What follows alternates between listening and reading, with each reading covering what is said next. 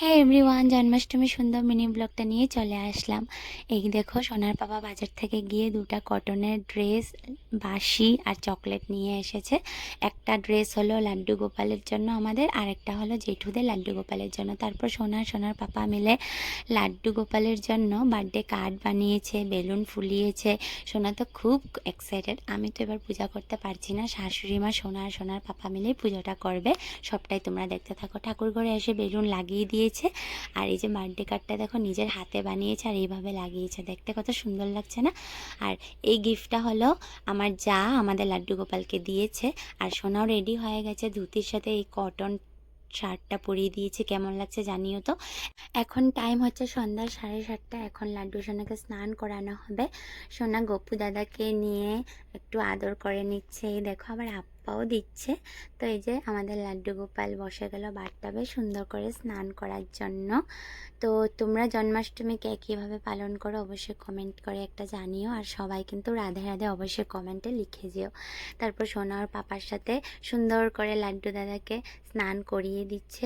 লাড্ডু দাদা বলছে বিকজ সোনার জন্মের আগে লাড্ডু গোপাল আমাদের ঘরে এসেছে, তো লাড্ডু দাদা তো বড়ই হবে না। সবাই মিলে লাড্ডু সোনাকে সুন্দর করে স্নান করিয়ে দিল। এবার লাড্ডু সোনাকে সাজুগুজু করানো হবে। সাজুগুজু করার পর কমপ্লিট লুকটা কেমন লাগছে জানিয়ে তো। আর ড্রেসের কালারটা এত সুন্দর লাগছে, সত্যি খুব মিষ্টি কালারটা।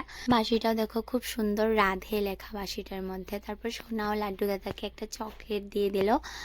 আর জন্মাষ্টমীর ব্লগটা আসতে একটু লেট হয়ে গেছে বিকজ পরের দিনেই মনসা পুজো ছিল। মনসা পুজোতে আমার ছোটো মাসির বাড়িতে গিয়েছিলাম, সেখানে গিয়ে গলার অবস্থা একেবারে খারাপ হয়ে গেছে। সেটারও বড় ব্লগ আসবে, একটু অপেক্ষা করো। তো আওয়াজটা একটু প্রবলেম হতে পারে, তোমরা একটু মানিয়ে গুছিয়ে নিও। তারপর সোনাকে তিলক দিয়ে শাশুড়ি মা পুরো সাজিয়ে দিয়েছে। তো তারপর সোনার পাপা দেখো এখানে প্রদীপগুলো রেডি করে নিয়েছে, আর শাশুড়ি মা তুলসীর মালা বানিয়ে দিয়েছে লাড্ডু সোনাকে।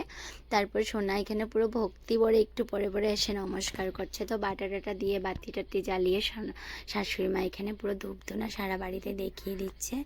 জন্মাষ্টমীতে অনেক কিছু ইচ্ছা করে লাড্ডু গোপালের জন্য, কিন্তু সব কিছু আর সম্ভব হয়ে ওঠে না। দেখি নেক্সট জন্মাষ্টমীটা কিভাবে পালন করি। শতনামের রিয়েল ভয়েসটা একটু শুনে নাও। সুবল রাখিল নাম প্রাণ লোকানায়, ধাম রাখিল নাম রাখাল রাজা ভাই। এবারে জন্মাষ্টমী খুব সুন্দরভাবে এনজয় করলো। তারপর আমি আর রুহি দেখো এখানে রাধা গড়ি গড়ি সংটাতে নাচছিলাম।